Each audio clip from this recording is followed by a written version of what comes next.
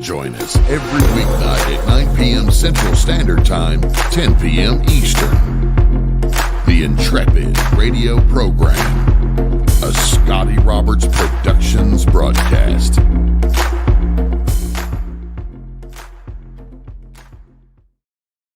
Hey folks, happy Wednesday evening. Good to have you here. Glad you came on board tonight. I'm Scotty Roberts, and this here is my show, of course, the Intrepid Radio Program. We're coming to you, I'll never get over the habit of saying radio. As you know, we're not on radio anywhere right now, but we will be soon. Believe it or not, I can't make many announcements yet because I don't know all the details other than that I'm a part of it. But Rocky Stucci is starting a new radio network, and we are going to be part of that. I'll give you more details on that as it comes up, and I believe that's going to be happening within probably the next week or so. So stay tuned for more details, and there's going to be other places where you can catch this show live on that network. So be ready for that, and I think it's going to be a hell of a ride. The last time Rocky had done a radio network was the IPBN. It was the Intrepid Paradigm Broadcast Network, IPBN. Intrepid Radio IP, Intrepid Paradigm Broadcast Network. And that was way back when he and John and I were doing radio. John and I were doing the Intrepid Radio Show once a week, late night Sundays, and we had some great shows. If you ever get a chance, I'll post some links to where you can find those old shows. There's some great stuff out there that we did. And if you've never heard them, I'll post the link again. When we did our last big trip to Egypt, not my last trip there, but it was the last trip where we took a bunch of people along with us. That was 10 years ago already. 2014, we recorded every day from the deck of our Dahabea, our big old 100-year-old ship on the Nile River. We would broadcast, we would pre-record because of the time difference, and then it would play on KGRA radio with Race Hobbs.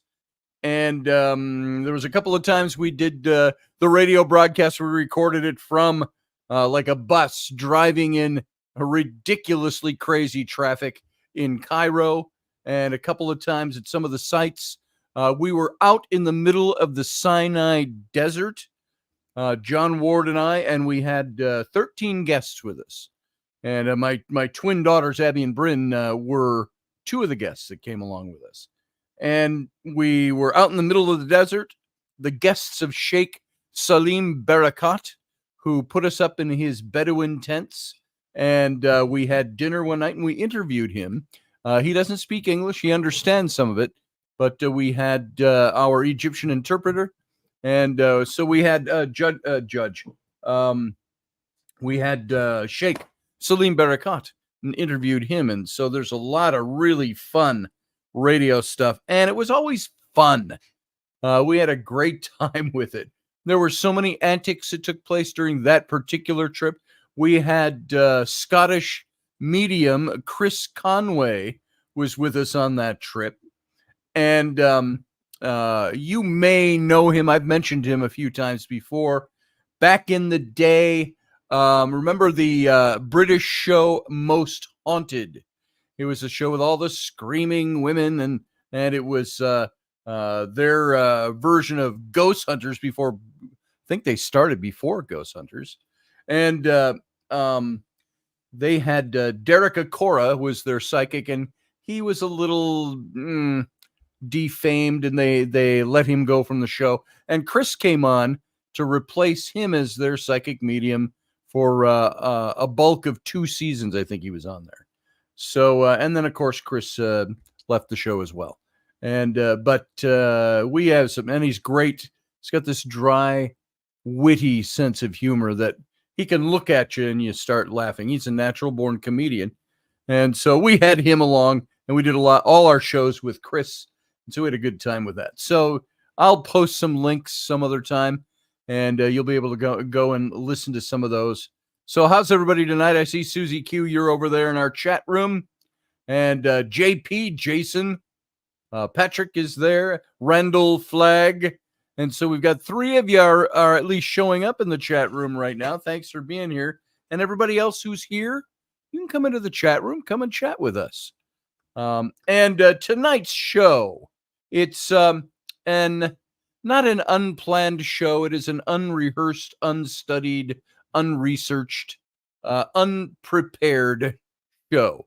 So I have just been packed, it seems, solid lately. And we missed Monday's show because we had Flynn in the hospital doing his sleep study. And that just prevented me from doing anything. And then I was supposed to do Robertson with Wendy yesterday, and that didn't happen because of my end. So I feel like I haven't been on radio. Did I do a show on Friday? I don't even remember. I think the last show we did was when I did the recap of Benjamin Netanyahu, which was a week ago today. So it's good to be back in. Hey, Scott Allen, welcome to the program. Welcome into the chat room. And so I think once we get rolling with, there's a bit of maybe, what would you call it?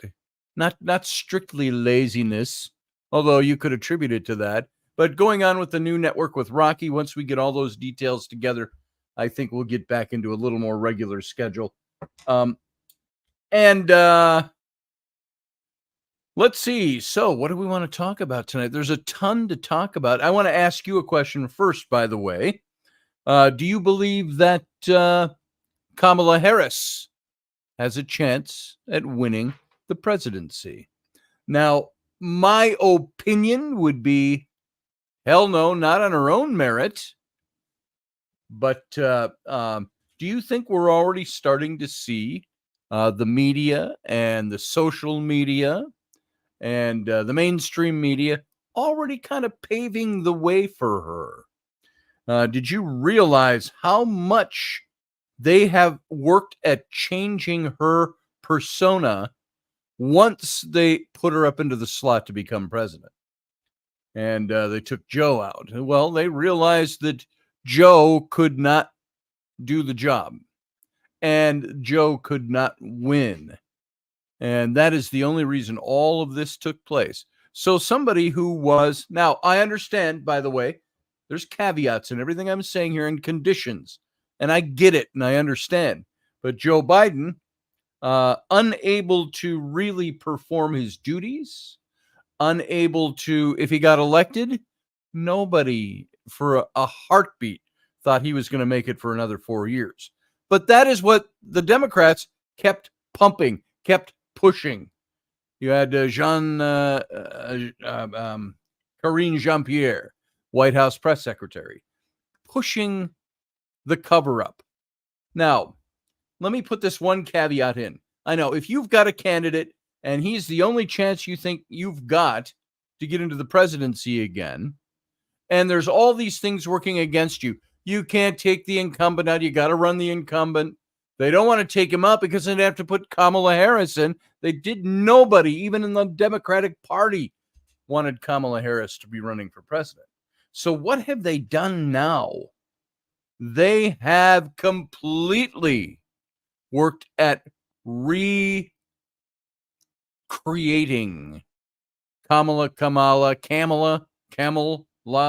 whatever you want to call her. They've completely reworked at trying to sell her to the American public. And I heard some good commentary today.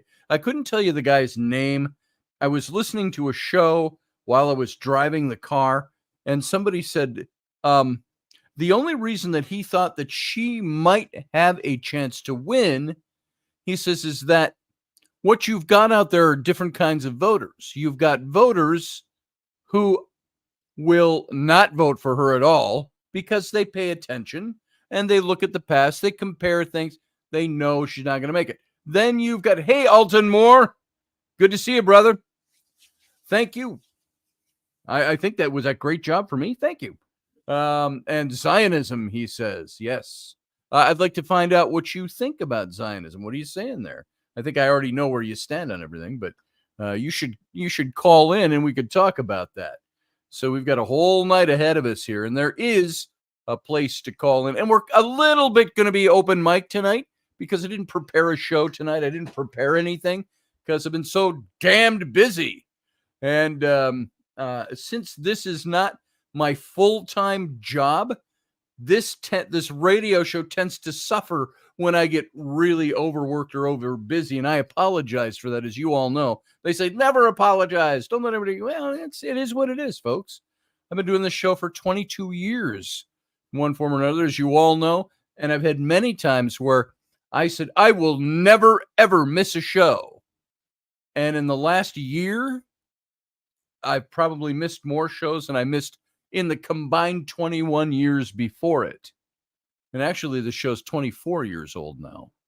In 2000, we started. But thank you, Alton Moore. I appreciate that.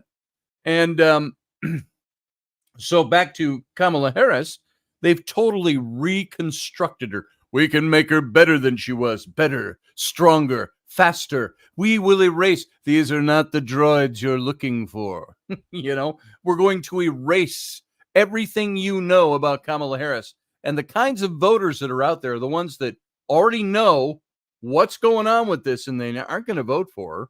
But then you have a vast majority of voters that, and I don't say this to be cruel or mean or mean-spirited. There is a vast majority, I would say in the upper 90 percentile of voters out there that are ignorant of facts.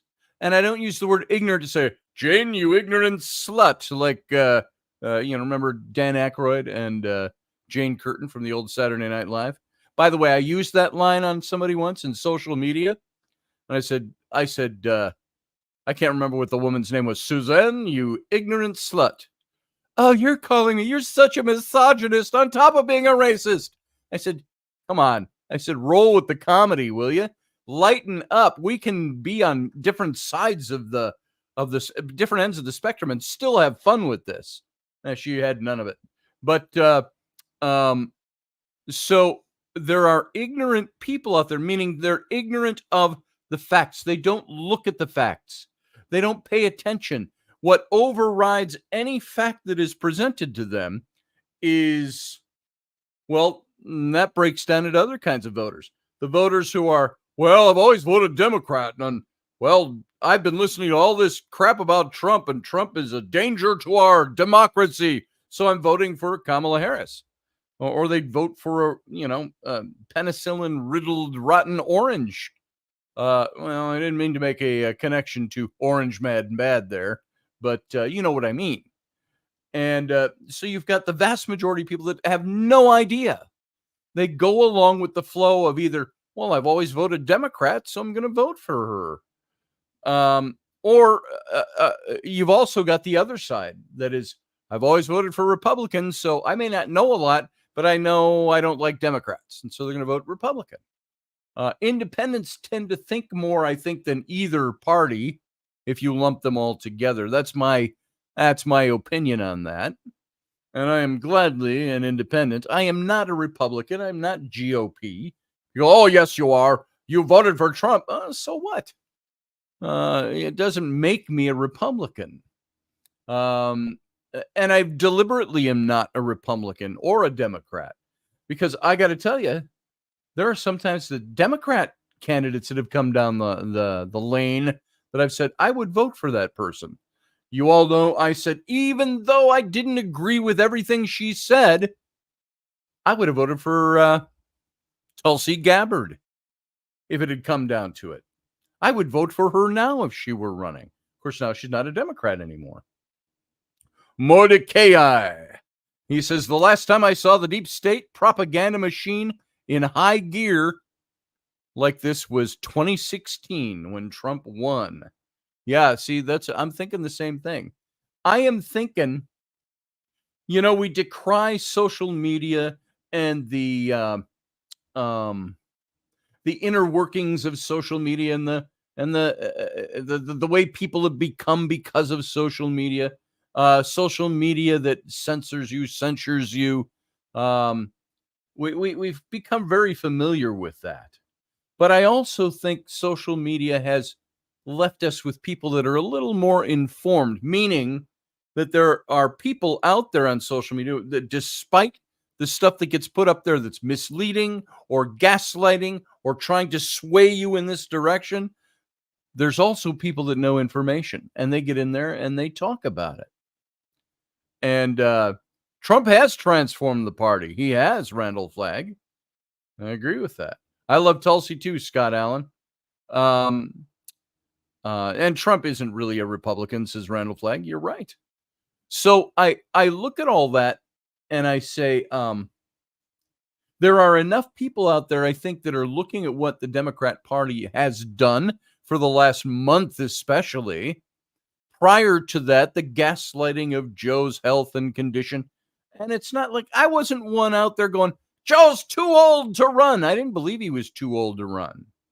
I think you could be in your 80s and run for the president of the United States. The big question would be, do you have the mental capacity? Do you have the cognitive awareness to be able to do that?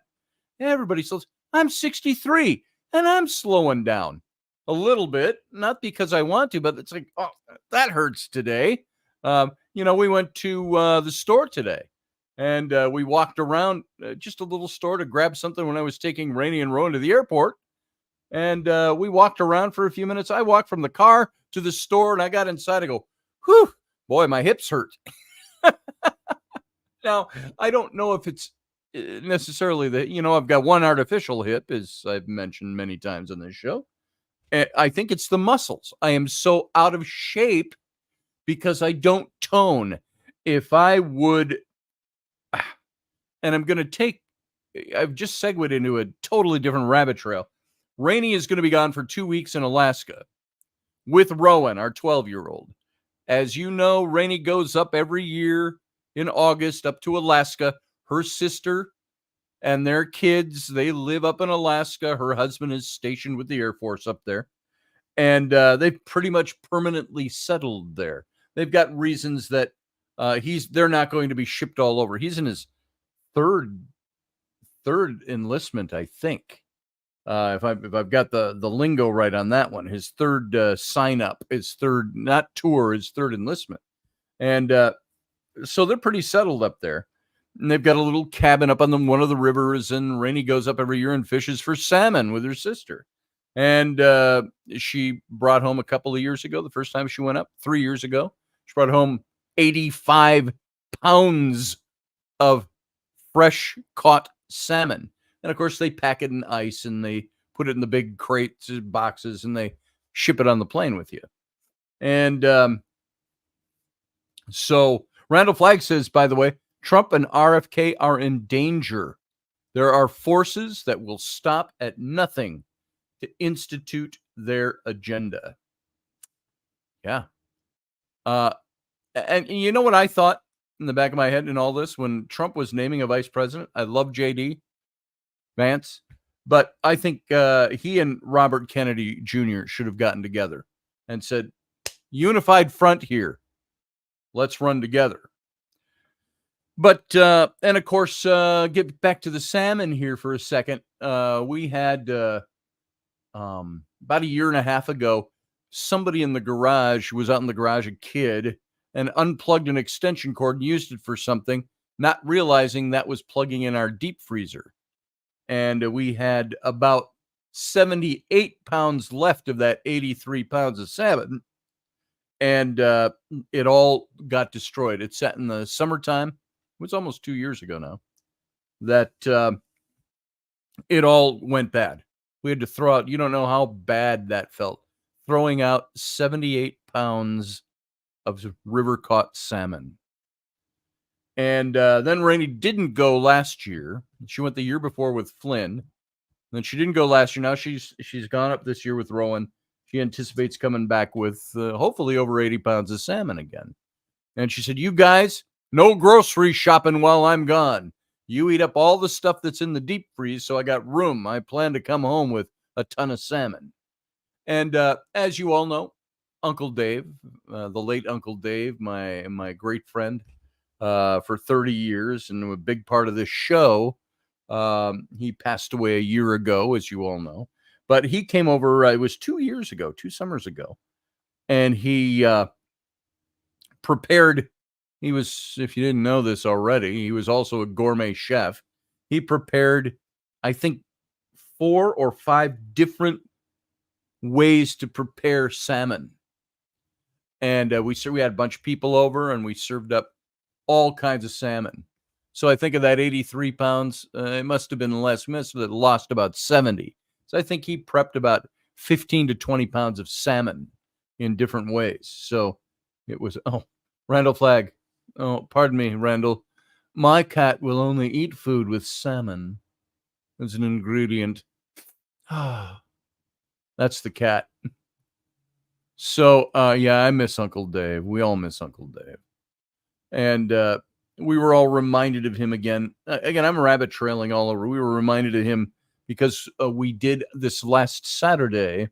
If you were here for the show on Sunday morning, I gave you a little recap. We all did a little tiny Renaissance festival. It's getting bigger, but it's here locally in Wisconsin, not the big one in Minnesota. And people have kind of flocked to this because it's a smaller festival. It reminded us all of the festival the way it was 50 years ago, 40 years ago, 30 years ago, no matter, depending on who was there, how old you were. But Sam was really my son was part of spearheading this. And we all dressed in full regalia, full costumes. We had our swords and our daggers, and I was all prepped for rapier dagger, even though didn't do any rapier dagger out there. And so we all went out. My little girl, Rowan, or Ellery, she dressed in an old dress of Rainey's, which I told you all about. And she looked fantastic. For a 9-year-old, she did a great job. I think I may even still have that. Here it is.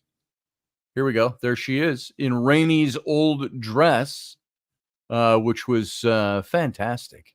I got to get rid of this. I love this proscenium arch for my show, but it gets in the way sometimes. So there's Rowan in Rainey's old dress. Now, of course, we all know Rainey fills that dress out in very different and more incredibly luscious ways than my 9-year-old daughter would. And this is the dress Rainey wore 20 years ago with different accoutrements and things. And she played a courtesan out at the big Minnesota Renaissance Festival. And she was part of a group of 4 women that called themselves the Muses. And that was the first summer I started dating her.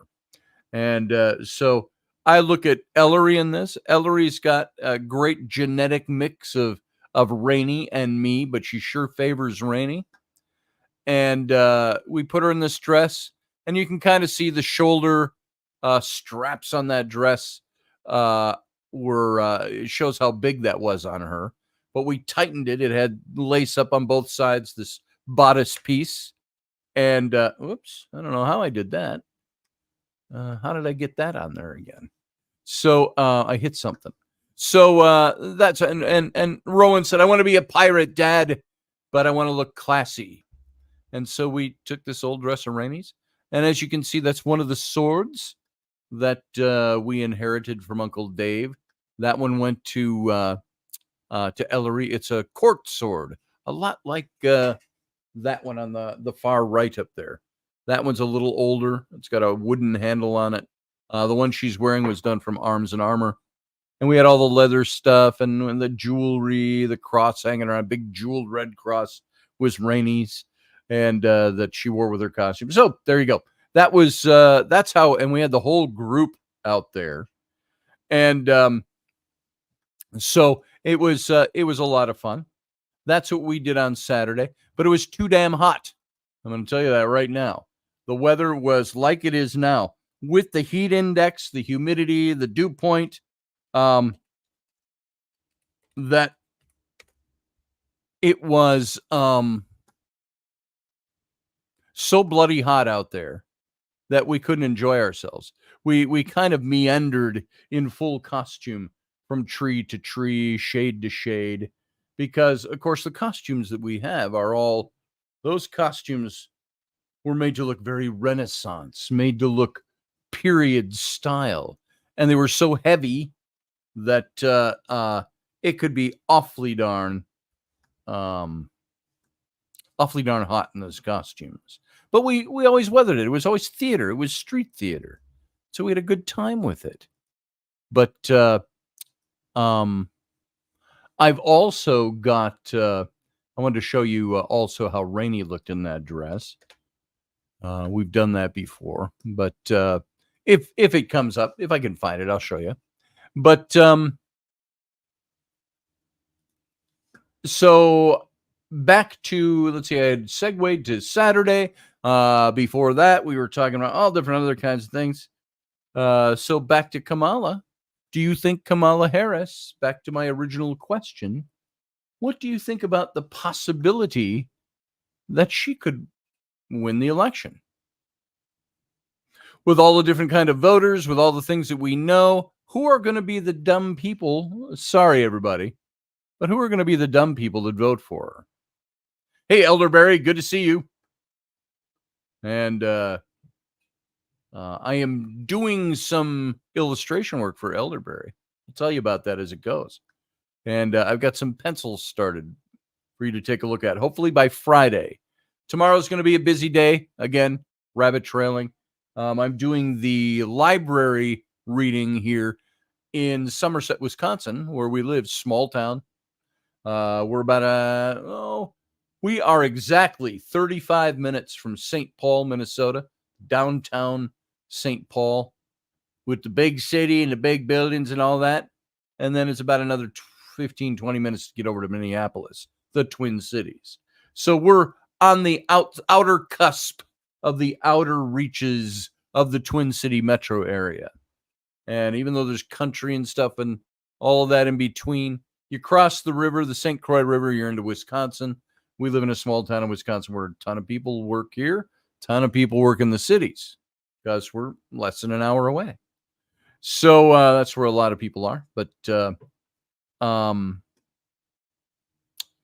was talking about Elderberry and, yeah, working on his stuff. And where was I going with that? See, I have rabbit trail myself and I lose my place, but that's okay. I don't have a teleprompter. I don't have my notes up because I didn't make any notes today. Just the way it is, folks. I didn't do it today.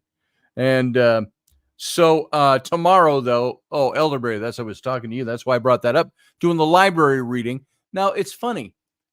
You think, I'm presenting my books and I'm signing books and I'm showing off artwork and doing readings from my books tomorrow at the Somerset Library. And you think, that's so charming and small podunk. And to a certain degree it is. I mean, it's small town. It's all of that. But at the same time, it's fun. It's putting the word out. I put the word out to everybody I know around town and in the Twin Cities. Hey, come on out for the last couple of weeks. So we'll see if we get a good turnout. I think I'm going to wear my Renaissance Festival get up tomorrow. I'm going to put the whole thing on again, all the sword belts and all that, and do it because I'm reading from Tam O'Hare. Now, it's funny. I'm doing a reading from a book. I was asked specifically to do a reading from Tam O'Hare. And Tam O'Hare was published in 2008. 2009. I think it came out 2008.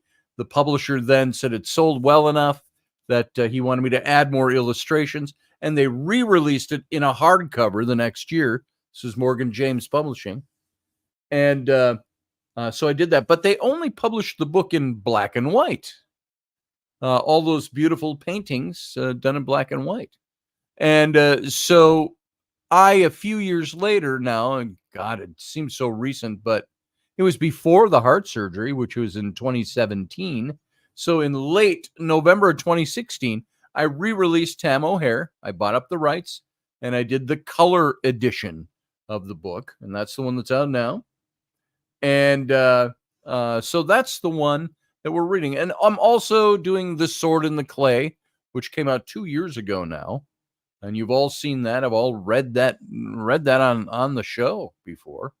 And also I'm going to do some readings, a little bit of reading from How to Be an Archaeologist, which still is not published. We'll hopefully get that published this year. I may see about just taking that over from the small publisher, who's a good friend of mine.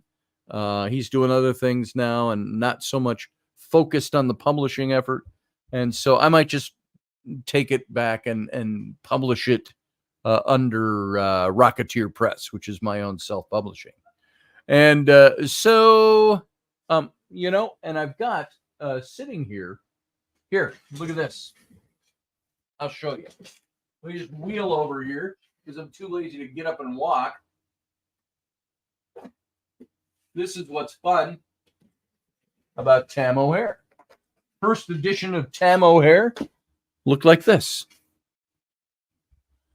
The red cover, and there's that great picture of Rainey and me from 2005, where she's nibbling on my neck while we were on webcam, and we ended up using that for this was my agent's little company.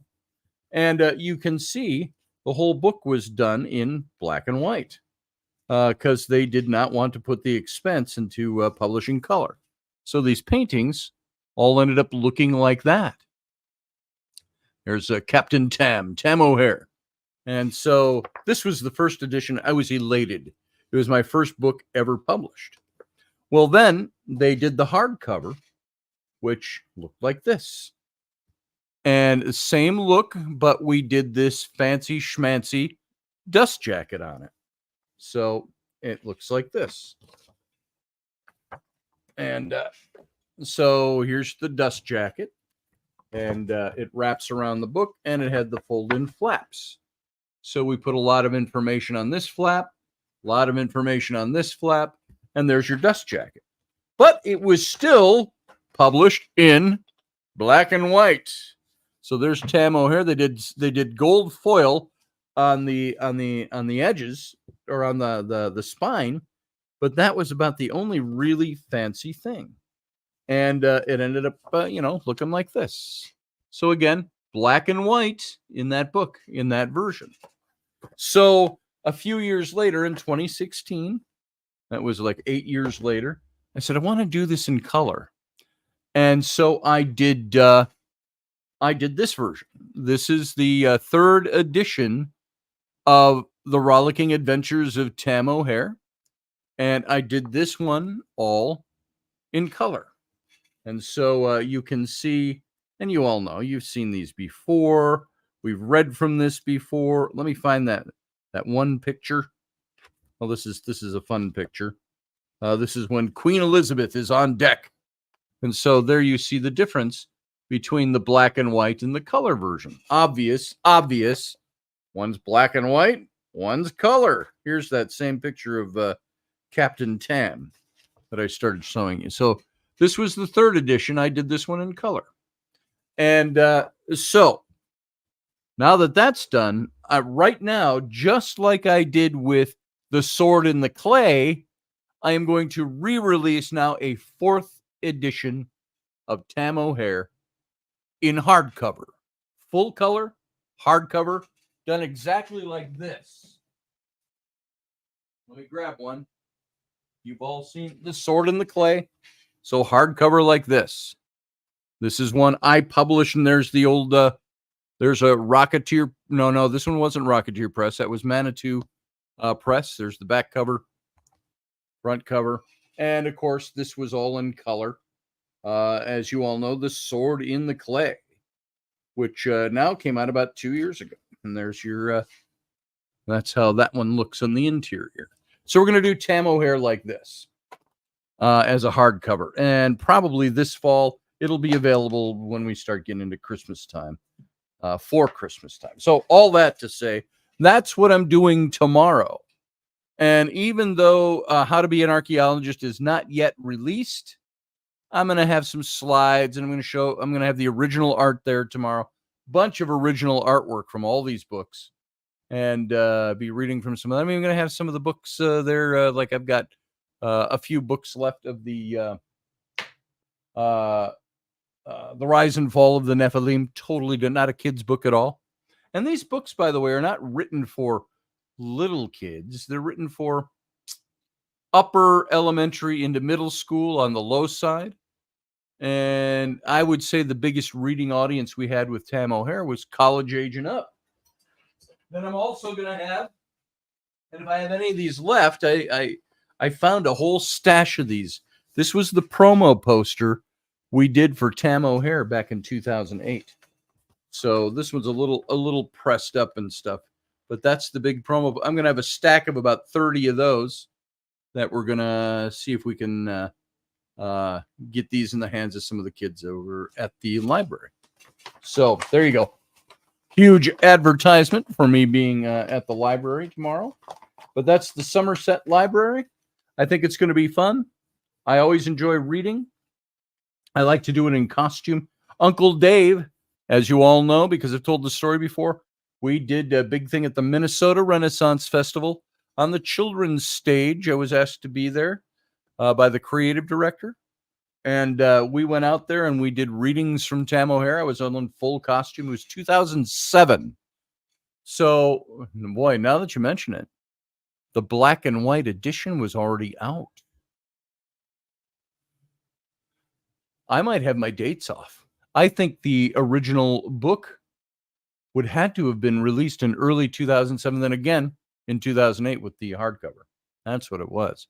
So we were out there in 2007, and I read the climactic sword fight scene on the ships out in the high sea, the piracy and Tam and all of that.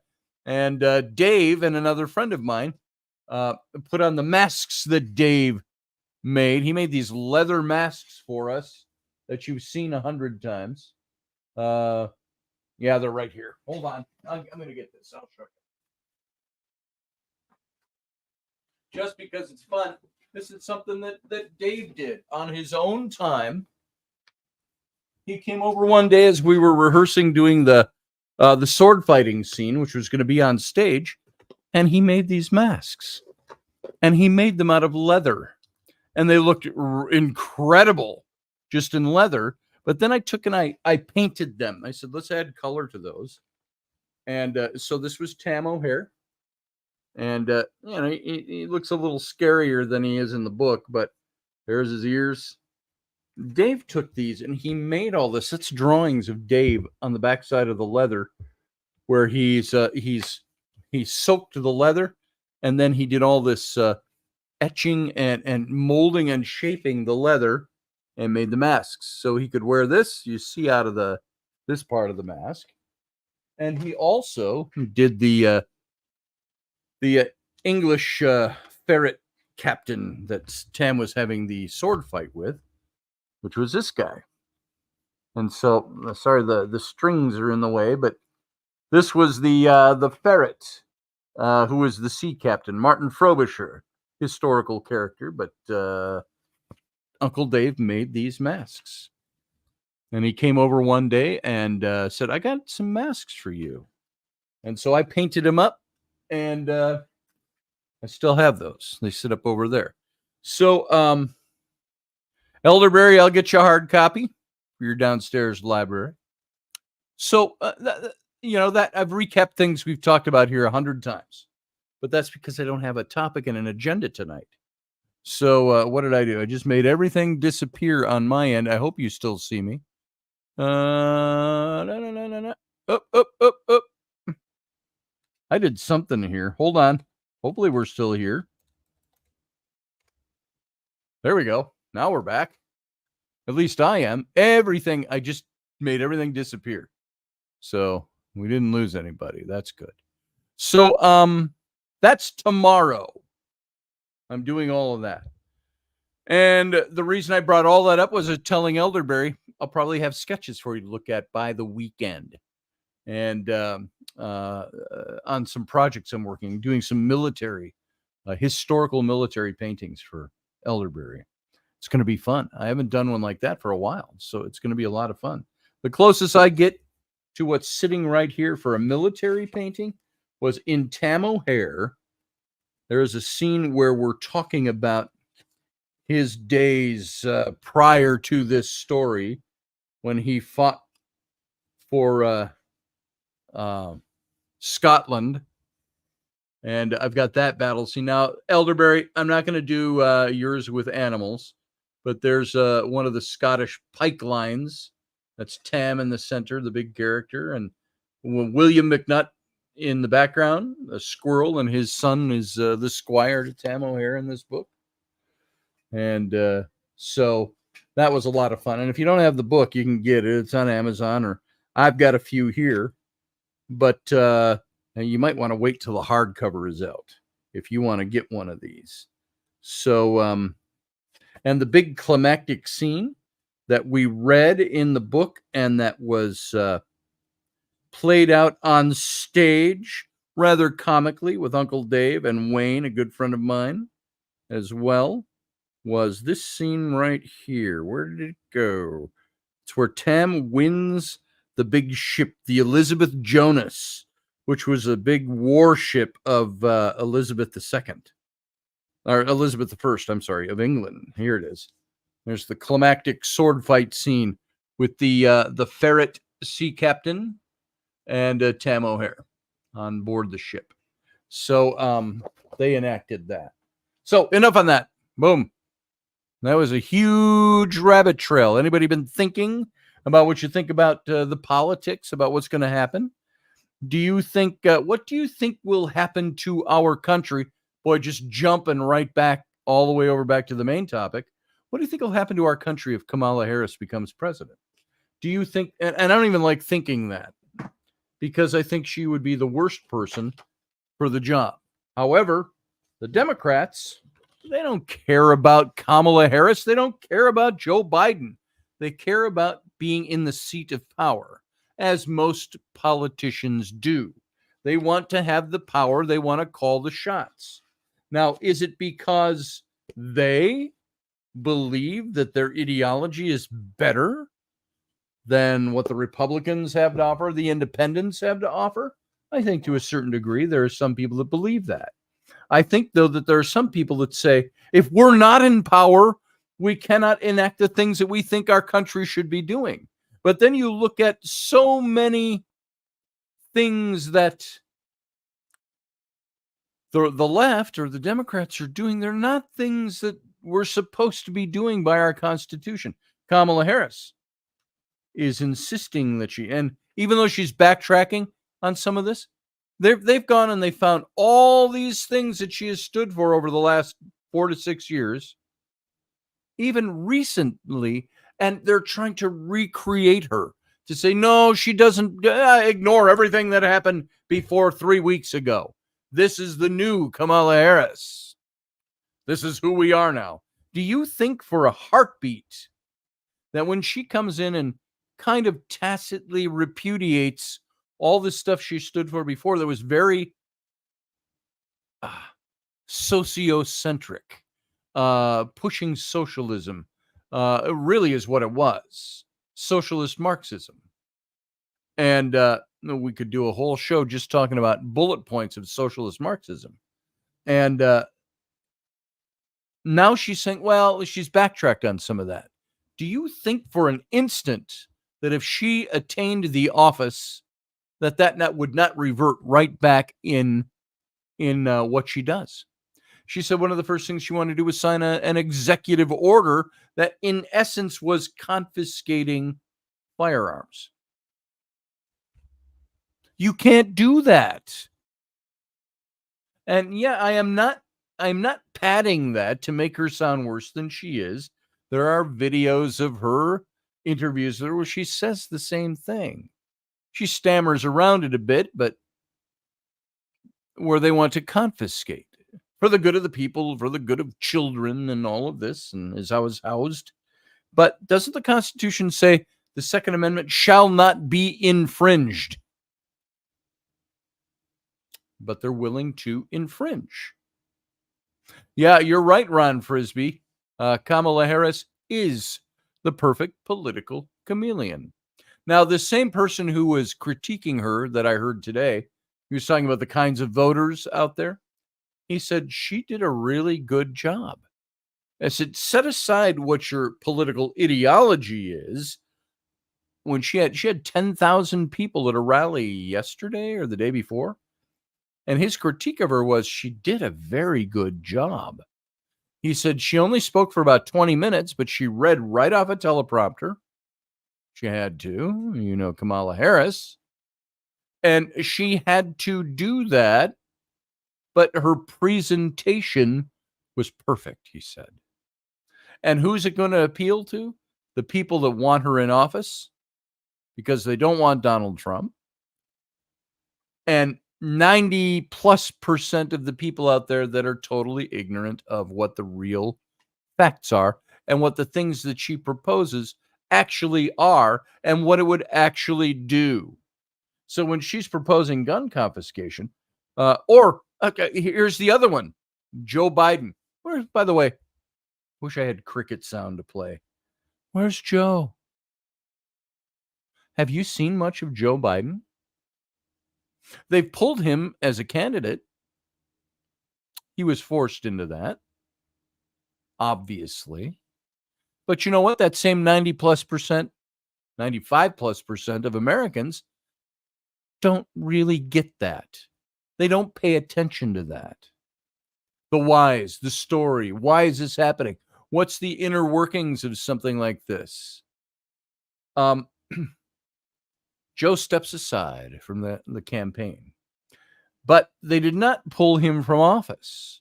So the big question becomes, if Joe Biden is too cognitively impaired to run a campaign for president, why is he not too cognitively impaired to run the nation as the leader of the free world?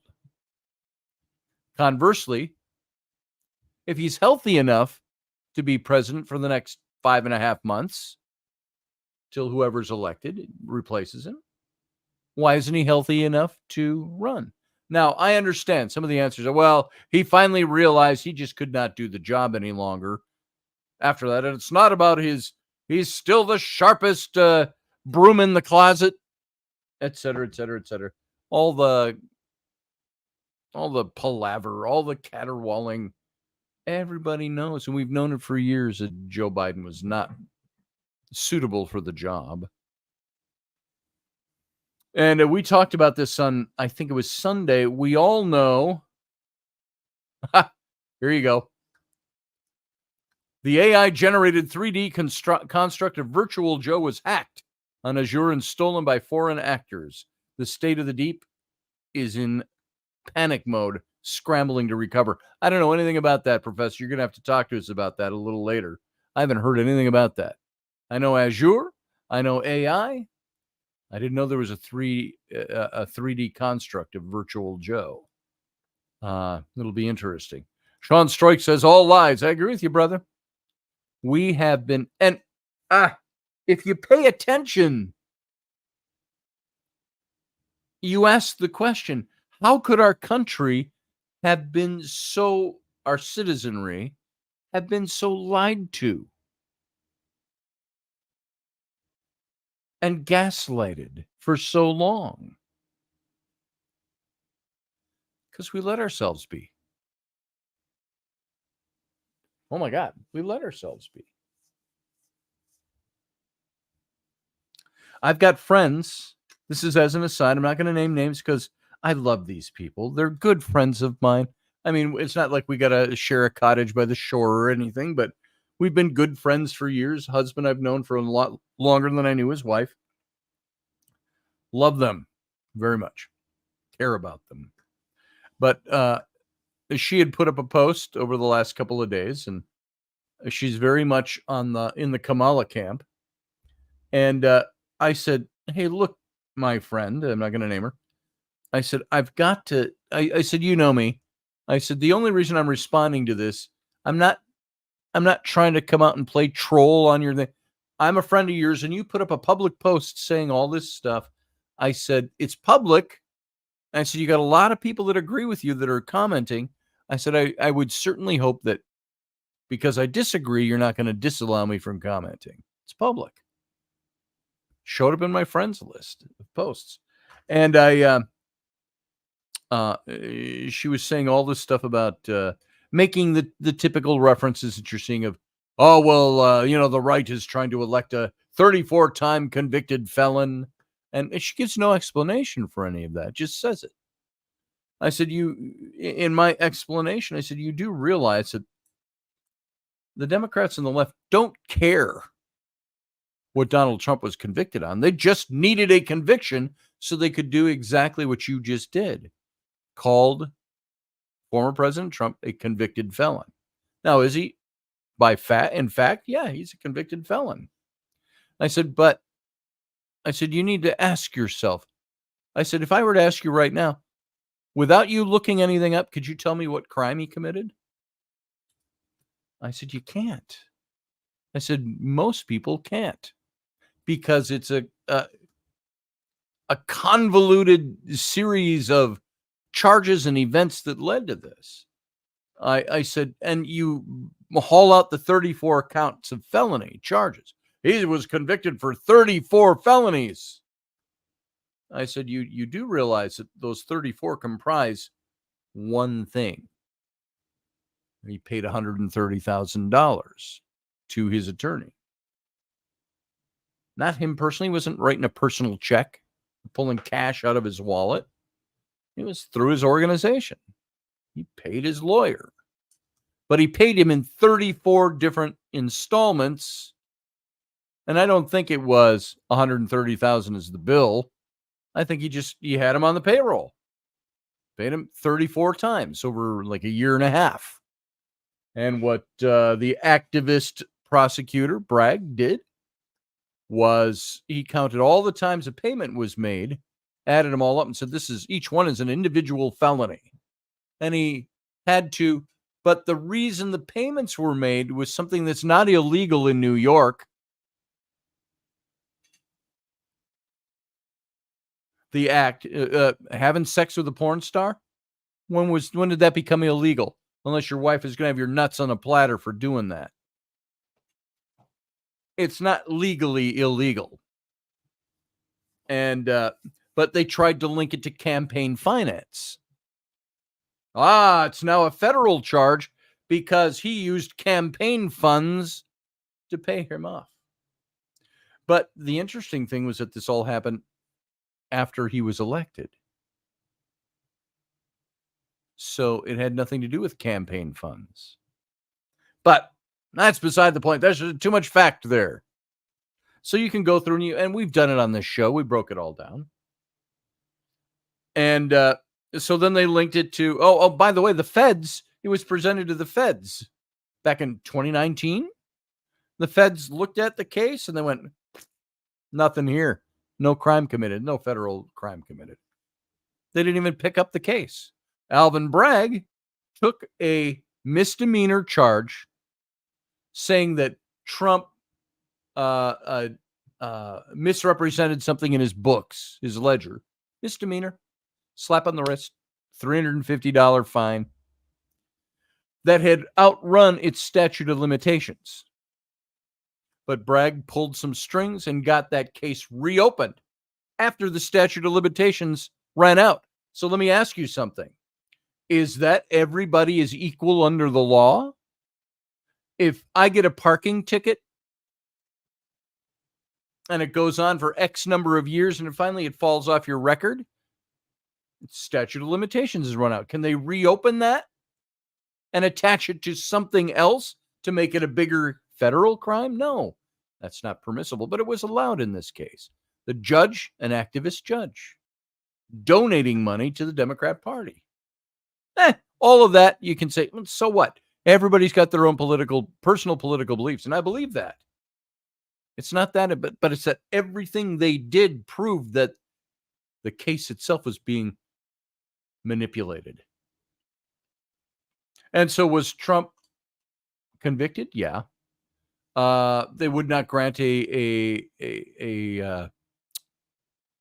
change of venue. Because Trump said, I can't get a fair trial in New York. Judge says, yeah, you can. Denied.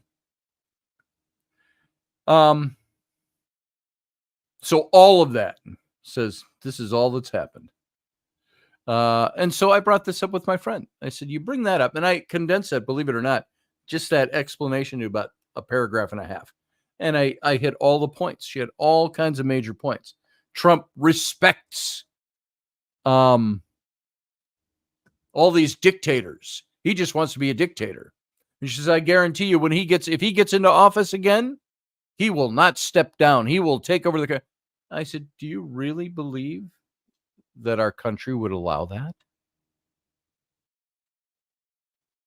Our country, our military, everybody who runs this country would not allow that to happen. And I said, and by the way, Trump, he's already stepped down once. I said he questioned the results and fought for it, which is constitutionally right to do. He has the right to do that. I said, but you don't think Trump would step down? I said, he already has. He's running for a second term. The gag order, Randall Flagg, exactly. Did you know the gag order that was put on Trump during that trial?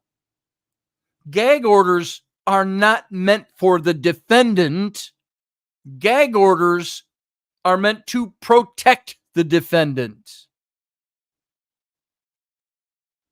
You have a right to free speech, to go out of that courtroom, talk to the press, talk to a crowd, talk to your church, anybody, and present your defense. This is what happened today in court.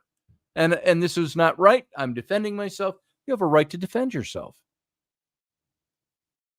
The judge placed a gag order on him and fined him. Now, he was supposed to be sentenced the day before the Republican convention took place a couple of weeks ago. That got dropped because the Supreme Court said there's immunity. There's certain immunities a president has while he's in office. And everybody's like, oh, it's a stacked Supreme Court. It's Trump's judges. Obviously, they're going to set him free. Oh, the Supreme Court is corrupt. No, the Supreme Court ruled 3 different ways on immunity. He said there's immunity for official acts. There's presumed immunity for unofficial acts while he's in the office. And then there is not immunity for personal actions. Because everybody is, using the ridiculous, so now Trump could just go out and kill somebody if he's a president. And he's free because he has immunity. No, he wouldn't have.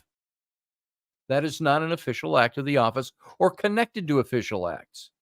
If that were the case, then you know what? You could take Obama and try him for drone attacks. It's so convoluted, so ridiculous. Why ever? You just want to go, well, you all just shut the fuck up because you know why? You're trying to make up excuses that support your cause or the person you want or the person you hate. Stop it. Use your brains. And so I say, even though it's like, folks, some of you are going to bristle at this, and I've said it before. I kind of feel bad for Joe Biden. He was dragged into that election gladly because he wanted to be president. But no matter what you think of him, no matter what his personal crimes are, his corruption, his dalliances, let's leave it at that. All of that stuff is stuff that none of us knew about when he was elected. And it all came up after he was elected. On purpose, deliberately investigated. But he was used by I don't know how many of them there are. There's a handful of people that have been running the White House, running policy. Was there something? I saw something on Twitter, X, just today, this morning. Somebody posted up something about Karine Jean-Pierre, the White House press secretary. had accidentally, this was an accident, she had posted to her own private X account something that should have been posted as being the words of Joe Biden on Joe Biden's account. And the thing that was titled, and then people had screenshots of it, it says, busted. Karine Jean-Pierre is one of the ones that's writing Joe Biden on social media. KJP sucks. KJP is a liar. It's that simple. I have never seen a more slickly collected set of liars and gaslighters. And there are people that want to deny it.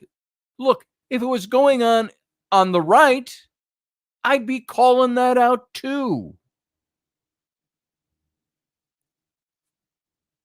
So it's unbelievable, the stuff that's gone on. And I say, you want to vote for Kamala Harris?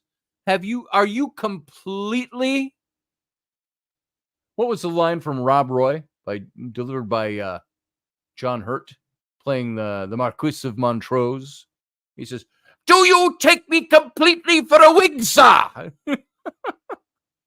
And that's what I think. There's some people where you look at them and go, do you think we are stark raving idiots? Are you not looking at what's been done and the lies being told? No, because they don't want to see that. Oh, if we admit that happened, we're going to lose the election. Well, maybe you should lose the election.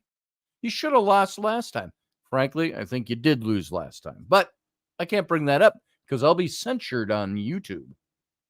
Believe it or not. Oh, that's false information you're disseminating. By the way, iced coffee with vanilla creamer in it. I did this the other morning. I bought some iced coffee from Starbucks, a thing of whatever you think of Starbucks. I like their coffee. Bought a thing of their iced coffee last week, and I liked it so much that rather than drinking my coffee hot now in the mornings, because it's so damn hot outside, thank God we have air conditioning. I've been drinking iced coffee. Man, is it good. Do you remember, if you're old like me, maybe you'll remember the old Andy Griffith ads he was doing for Ritz crackers back in the late 70s, I think. Anything tastes good when it sits on a Ritz was the tagline. But he would eat something on a Ritz, he'd put that in his mouth and go, Some of you aren't even old enough to know who Andy Griffith was. So maybe that's a ridiculous point to make. But that's the way I feel. That's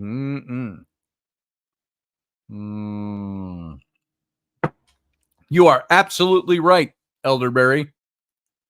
Yeah, we have crooks on both Dems and Reps to weed out and restore a foundation based on truth and trust. Yes. Now, any government such as ours, any government that people are part of putting into place, will have its inherent corrupt people, its inherent corruption. Yeah, we do love Andy. Love Andy Taylor. And he was a good man. I actually signed up, I think it's on Instagram, to a Andy Griffith fan site. Just because they keep putting up all these old clips from his shows. I can't whistle. Mayberry, the Andy Griffith Show from the 60s. Good show. Great principles taught in that show. So anyway, that aside. So I think we have all been so lied to. I can't believe there are people that can't see it. It's like the illustration of, I used this once before, and I wrote about this to somebody not long ago. Back when I was in my seminary days, we're talking the early 1980s, my church had And those of you who maybe are not churched or in different kind of a church setting, there were all these Baptist, well, not even, it doesn't have to be Baptist, but we entertained because I was in a Baptist church. There were all these mission organizations that would have the missionaries that they would represent and send out to the field. It was ministry. And every now and then, those missionaries, they'd come to our church seeking support, because the only way that they could do their job is if they had the money coming in the door. So they would go to churches and say, will you support our mission work in wherever? My former brother-in-law from way back, he and his wife were missionaries to Liberia, West Africa. And they were raising support. But what he was going as, he wasn't so much a preacher. He was going as a radio tech to help establish a radio station, a Christian radio station in Liberia, West Africa. And Monrovia is where they went. You can look up Monrovia, West Africa. And that's what they did. I remember we would send them, my wife and I, his sister at the time, Suzanne, I've mentioned her. She was my first wife. We used to tape record Magnum PI on our VHS tapes. And we would send them once a month a bunch of VHSs of their favorite shows. We sent them Star Trek: The Next Generation. We sent them, it started with Magnum PI and other shows we know they liked. And they loved it. And they said, don't edit out the ads. Let us see the McDonald's ads because we don't have that here. So we would send those out to them in Monrovia. But that's what they did. But we had this guy that I think he was the president of Baptist Mid-Missions, I think was the name of the organization. And he came to speak at our church and had a couple of missionaries with him. They set up their tables out in the foyer. And he looked like, I remember, he was wearing a gray suit and tie. And he looked like Santa Claus shaved clean. The way you would imagine the Coca-Cola Santa Claus to look shaved clean. And he had that look about him. And he told a story of one of their older missionaries that had gone somewhere out into the deepest, darkest bush and established a medical station, a mission, a medical mission. And they taught the gospel, preached the gospel and all that, but they went in as a medical mission to make inroads into the people that lived out in the bush. It was somewhere in Africa. That's what I know. And so the people were undergoing, or they were in the midst of some kind of plague was starting to affect the people. And people were dying in these villages. And there was a witch doctor that was doing all his witch doctory stuff to try to heal them, and people were still dying. And so the doctor at the medical mission invited the witch doctor and his cronies in and said to present to him, here is what's happening. He says, you're using magic, but there are things that we can do to help you. He didn't try to insult the witch doctor by saying, you're a bunch of phonies or anything like that, because I don't think they were phonies. He believed in what they were doing. But he said, let me show you what's happening. And he showed him in a microscope.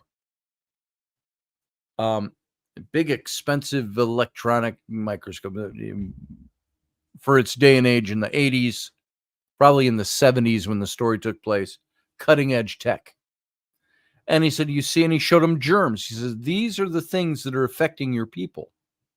And he says, if we can vaccinate your people or whatever they had to do, eradicate this thing, then it won't spread anymore. And we can hopefully catch it before it kills more people. So the witch doctor was incensed that, well, you're throwing this in the face of what I believe. And the doctor said, no, we have modern technology and we know that it's germs that are causing this. And the microscope lets us see them.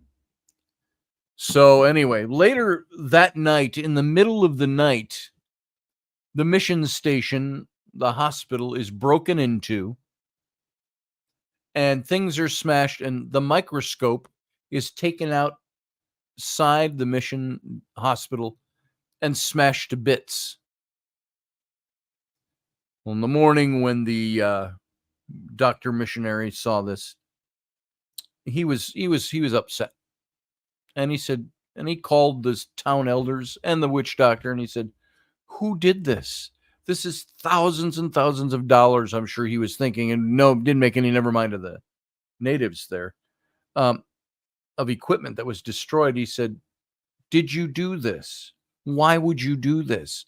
And I think the witch doctor and his cronies owned up to it. Yeah, we did that. And he's like, why did you do this? And all the witch doctor had to say to him in reply was, "Now there are no more germs." End of story. Even though there's more to that. So in essence, this is what I see is going on with politics, especially on the left nowadays. They're smashing the microscopes. Now there is no more old Kamala. There is no more gaslighting. We've smashed the telescope or the microscopes. And that doesn't exist anymore. We've whitewashed this. And I think that's what you have going on. That's why I tell that long story, because frankly, I think that's what we're experiencing right now. The left attempting to whitewash what we've all just lived through. Say, wait a minute, that's not the way that happened. That's the way it is now. Now there are no more germs. So there you go. Who you voting for is your business. I hope you vote with your brain, not just party.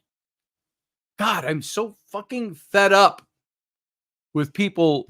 Well, I got to do this. This is my party. And they won't always say that.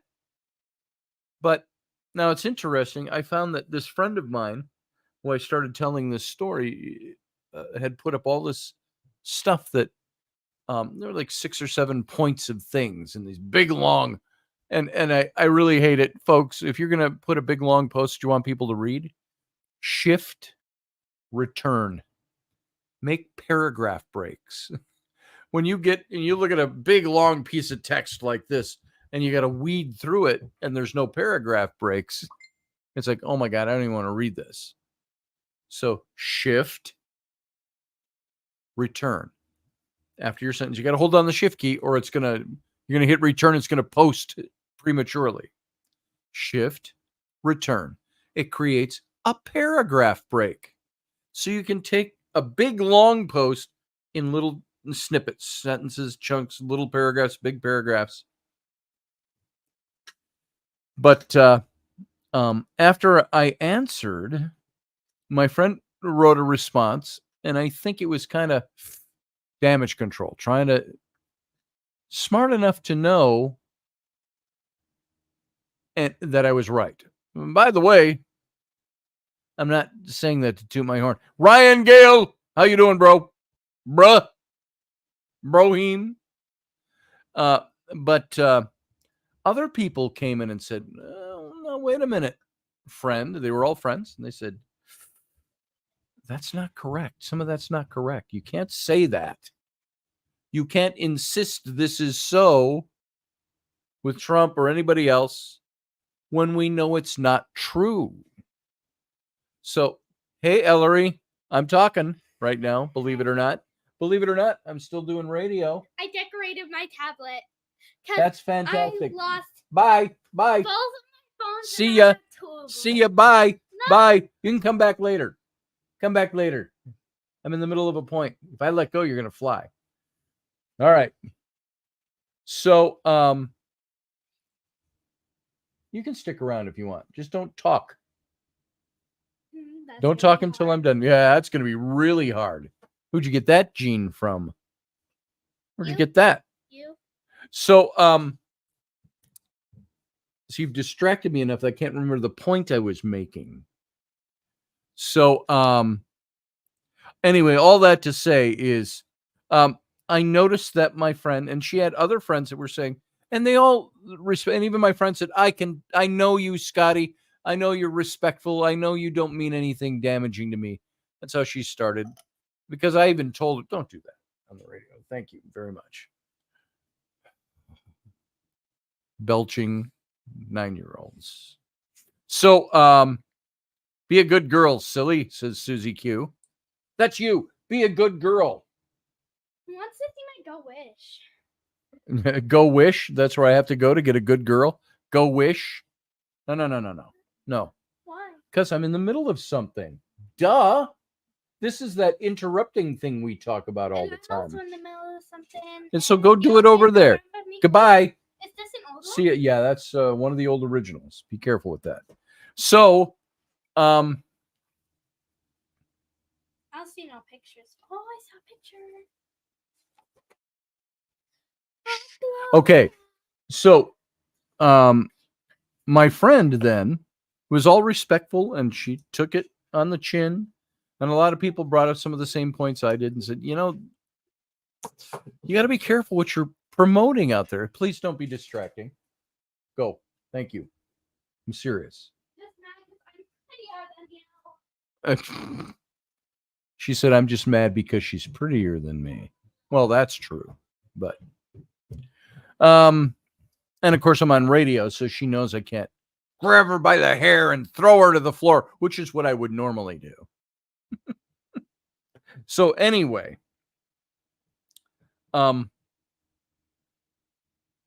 somebody wrote me and said, is that post gone? I wanted to copy what you had written. And I went and looked and it's gone. Now, I'm not ill speaking my friend. That's why I did not mention the name. Nobody's going to know who it is in this show. And something I hate is somebody makes a statement and makes false statements, sometimes unknowingly false statements, but makes those statements out of wanting to support the person that they support or their party, which is fine, admirable, party loyalty. But why would you want to be loyal to something that has been presented to you and you know, if you really think about it, use your critical thinking, is that you're wrong and it's correct from the other point of view? But she deleted her post with all that stuff in there. And that to me, love my friend, never denigrate her over it, keeping it general. But that to me is dishonesty. Everything you just vehemently said in big, long post and insisted this is the way it is and argued your points a little bit, but got controverted by so many people that were not being mean to you. We're saying, hey, we're friends. But that might be incorrect. Look at this and this and this. If you consider that. And then deletes the post. And I said to the person that was wondering if that post was still up, I said, I don't see it anywhere. I said, the thing that bothers me the most is my friend, unless there's a big heart change, will still continue to spread the same inaccuracies. Because that's what they've got. That's all they've got to fight with. I think she mentioned that Trump was a 34-time convicted felon. Trump was a convicted rapist. And I said, you know, with all due respect, I said, Trump was not convicted of rape. I said, he went to court and they found that they came shy of saying rape. They couldn't say rape. You know why? Because rape is a criminal court trial. This was a civil court trial that Trump was in. Well, he sexually abused this woman. But remember, they ruled that way, but there was no evidence that it ever happened. It was her word against his. And they didn't even bring into the account that this, whatever her name is, she had the first initial E something. She had done this to several other rich guys 30 years ago, over the last 30 years. Trump's was the one that stuck. Why? Because the left was looking to pin him with something, anything. That's where he had to pay the $90 million. Well, that's being, of course, it's going to go through the appellate system. Yeah, Matthew Sainsbury did. Trump had a lot of stuff thrown at him. Why? Throw all the shit up against the wall to see what sticks. That's what we used to say. So, better than their worldview crashing upon them, says Sean Stroik. Exactly. So, it is dishonest. If you're going to hate Trump, hate him honestly. If you're going to hate Kamala Harris, hate her honestly. Then pull the hate word out of there. Just be honest. Be honest about what's going on and what has happened.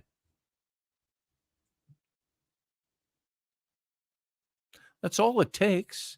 The only reason all the fighting is going on and all this crap going back and forth is because people have to be dishonest to make their point work. They have to ignore facts to make their point work. And if you're ignoring facts, well, my facts are a different version than that. If you're ignoring facts, that's dishonest. You have to be honest. You have to honestly look at why Trump was convicted 34 times. You have to honestly look at judicial activism. You have to honestly look at prosecutorial activism.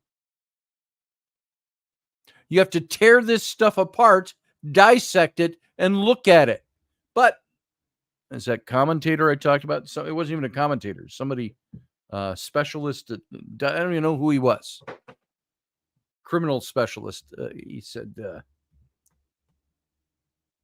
there are 95+% of the people in this nation that are ignorant of facts. And he wasn't using the word ignorant to say you're stupid and you're dumb and I hate you and I kick dog poop on your shoes. No, he's saying ignorant, just meaning you don't know that they don't know the facts and they don't care to know the facts. All they want to do is vote what their party says or the way they've always voted. They want to believe what they've always believed. Because to step out and say, wait a minute, this isn't right. This wasn't done the right way. This isn't what we do in this nation. Well, why do you think they're calling it Banana Republic stuff? To say that Trump wouldn't step down, that was one of her other points. Well, if he does get into office, he'll never step down. I just know he's going to turn this into a dictatorship. He's already stepped down once. He'll do it again. He said, I heard him 5 months ago, something like that. He said, do you realize, Trump said in a rally, he says, if I'd actually, and he believed that the election was tampered with, that he won. He said, if I'd actually been in office, he says, this would be me stepping down at the end of this 4-year term, not Joe Biden. He says, I'd be done. So, anyway, there you go. Yeah, who just said that? I saw Susie Q responding to it. Yeah, rape is sexy. My ass. Sean Stroik said, and has a rape fetish? Yeah, she had a rape fetish. She named her pet Vagina. This is the woman that was accusing Trump. And you know what the trial was about that Trump went? Because she said he defamed her. It was a civil case about defamation of character because he called her a dirty, rotten, stinking liar. He said, I didn't even know her. Trump was never tried for rape. He was civilly tried for defamation. And the jury said, yeah, maybe some sexual abuse in there too. It was called sexual abuse. Well, how have we defined sexual abuse in our society? Was the sexual abuse about the charge she was making of rape from 30 plus years ago? No. It was about the things he called her when he called her a dirty, rotten, stinking liar. Well, there's sexual abuse in there because he used explicit terms and called her a bitch or something like that. That's sexual abuse, you know. That's what happened in that trial. And that cost him $92 million in reparations.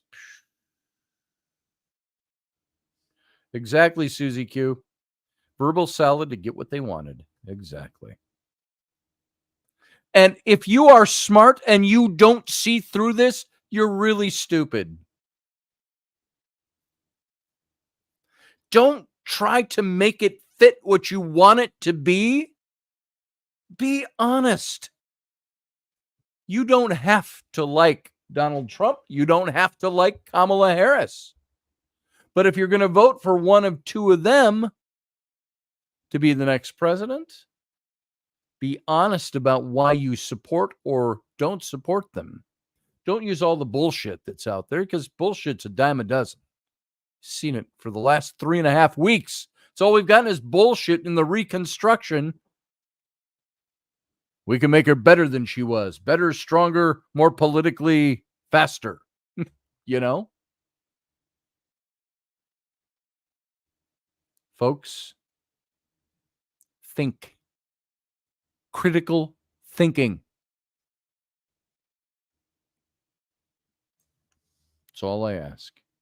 Anyway, I've kicked that dead horse for tonight. Hey, we went an hour and a half. I didn't even realize it. For not having an agenda tonight or anything pre-planned, we did a whole hour and a half.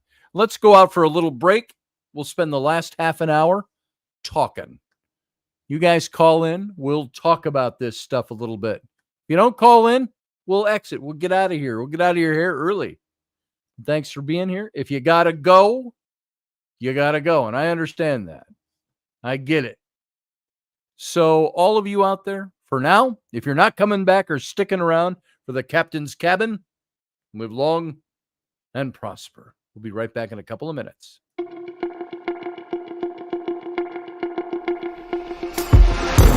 The Intrepid radio program with Scotty Roberts. Intelligent talk.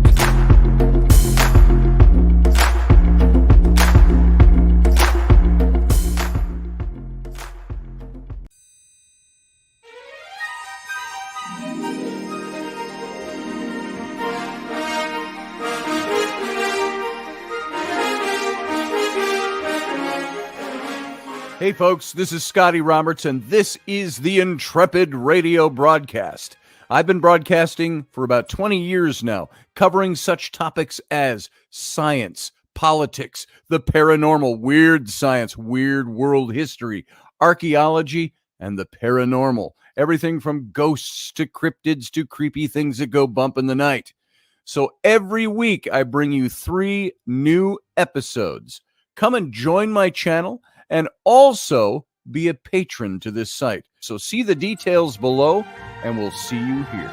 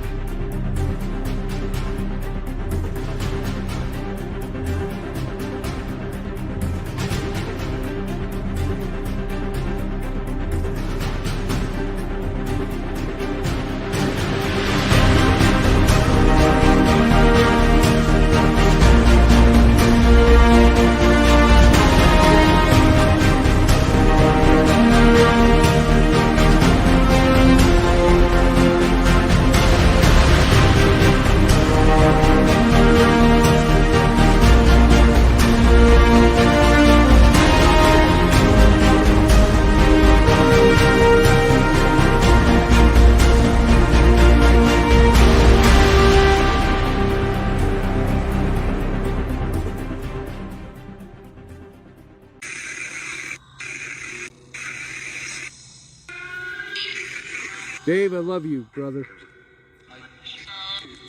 I miss you too. I miss you too, I heard. Yep, Did you guys hear that? I heard that. I miss you, Dave.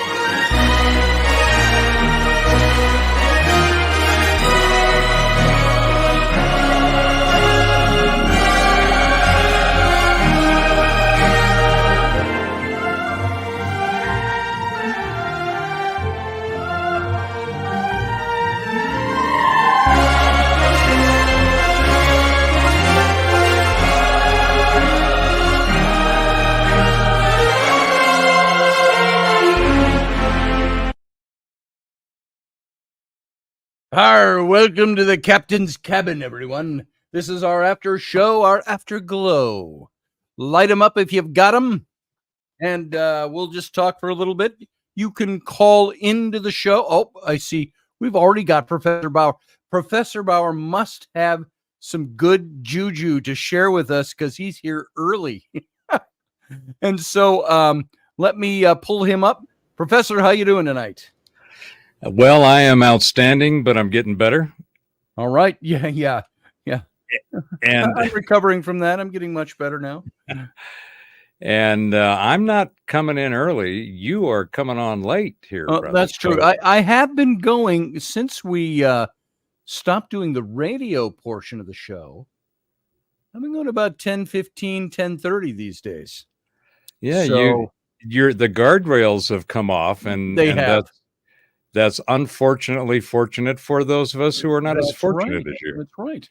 And as I've mentioned before, by the way, folks, I'm pasting the call-in line. If you have something pertinent to add to the discussion we've had tonight, you can call in, add to it.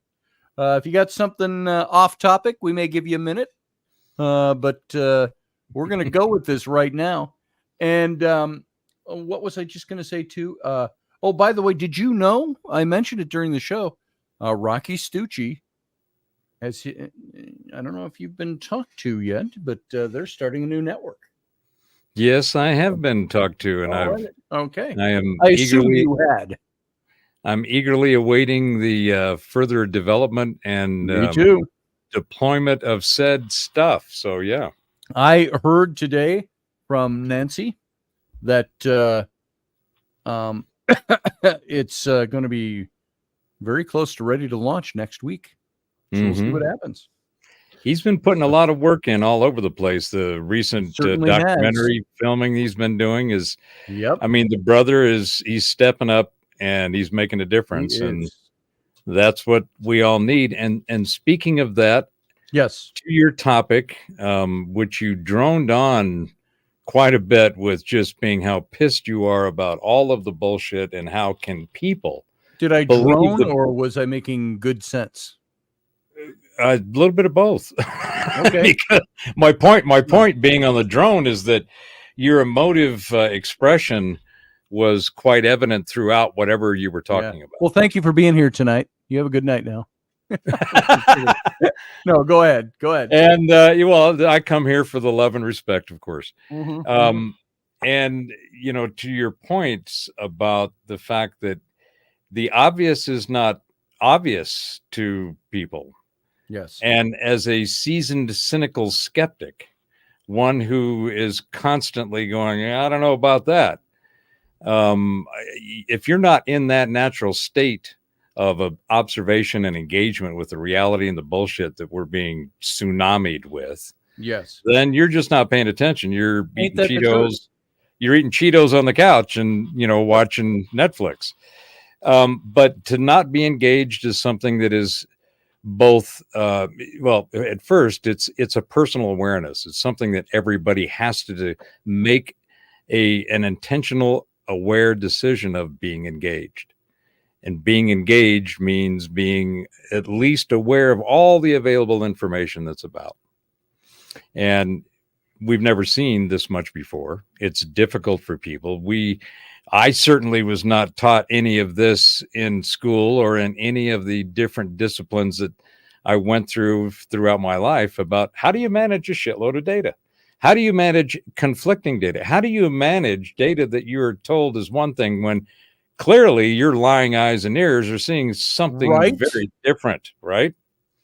So there's been a purposeful intent and push to cause confusion and chaos in the craniums, which then comes out into the conversations, and the shit ensues. And it becomes just a big mess. Mm-hmm. Now, one of my things that we've been doing, I have my Saturday night show, Geezer Geeks, and we get on and we wax on as long as we decide we want to about all of this kind of shit. And we look up all kinds of things. We bring up videos and posts and images and analysis by various different folks that are in the independent media.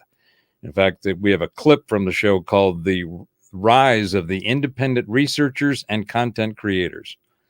Because to one of your points earlier on in your rant, you were talking about, how can all of this shooting stuff have happened with all of these unanswered questions, obfuscated answers, subjugated whatever? I mean, there is just nothing going on with this event of the same magnitude as JFK in history that has had this many recording devices on it at the same time.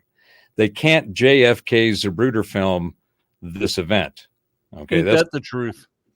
So that's number one. And all of the data is being either scrubbed or sequestered or somehow or another, but they can't control it all. There's too much of it. So it's slipped from their grasp. And you're watching what I think is basically the plan to get rid of Trump failed. The plan B, in case it didn't work, was not thought through, let alone planned on. So what you're seeing is because it failed, a massive scramble with more chaos and crap and spin and bullshit than we've ever seen on anything. Because it's real time. It's now. Yes. So there's a huge difference in the available information, the independent individuals, our own sovereign ability to interrogate information and come to our own conclusions has never been higher. It does take work. It takes focus. And I have something, we've recently gotten our first sponsor for the Geezer Geeks show. And I'd like to share that sponsor if you don't mind. What? You're going to put an unpaid sponsor on my show? Well, no, they're paying me, so I'll pay you. I'll make sure that you get a cut. You get your 2 cents per minute. You get your point, whatever the hell it is, over however long. Right. Let's see here. So this is possibly you played it for her. You can play it for me. This is possibly a solution to the problems that we are currently seeing. All right. So it's a short little commercial here. Let me pop it up. There we go. And so have a listen to our latest sponsor of Geezer Geeks. Let her roll. Oh, hold on. Wrong button. I used to believe everything I'd see on the news. Can you hear it all right? No. A brain. See if you can you raise that? Maybe I can raise. To severe stupidity have seen immediate improvement. Is that better? That's better. Let me start over. I used to believe everything I'd see on the news. But that's before I discovered a brain. A brain is meant for everyday use. Those living with moderate to severe stupidity have seen immediate improvement in common sense with a brain. I thought the government had my best interests at heart. And then a friend told me about a brain. Talk to your doctor about what news sources you obey. A brain may also lower your desire to take life-altering advice from celebrities. Getting lectured about my carbon footprint from people with 3 private jets used to make sense. But thanks to a brain, now I can think for myself every day. When my disregard for 3rd grade biology began to flare up, I knew it was time for a brain. Do not try a brain if you're allergic to a brain. Common side effects may include accountability, discernment, homeschooling your kids, a better understanding of economics, awareness of the stupidity of socialism, and diarrhea. For tethering yourself to reality, the only no-brainer is choosing a brain. Ask your doctor if a brain is right for you.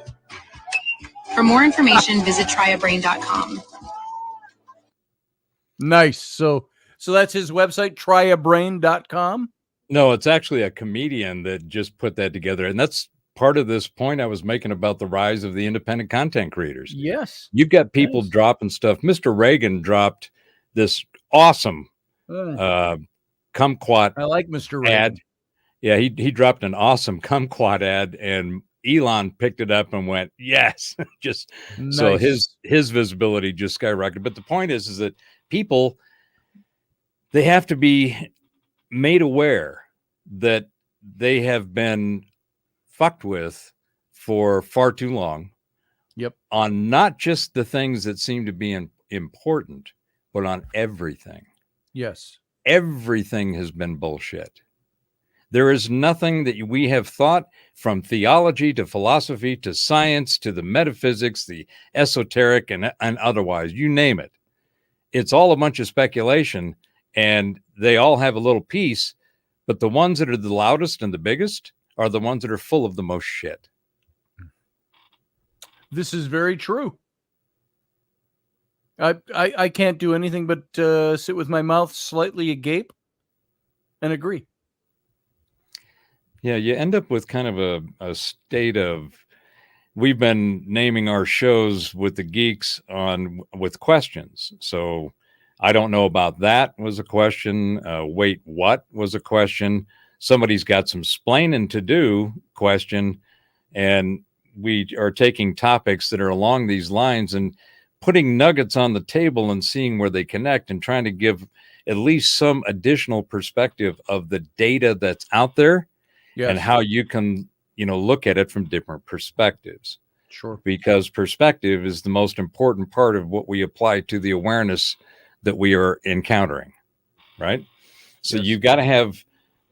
You have to be able to, basically, we're seeing the rise of the pissed off peeps whose bullshit meters have been pegged to the red for far too long.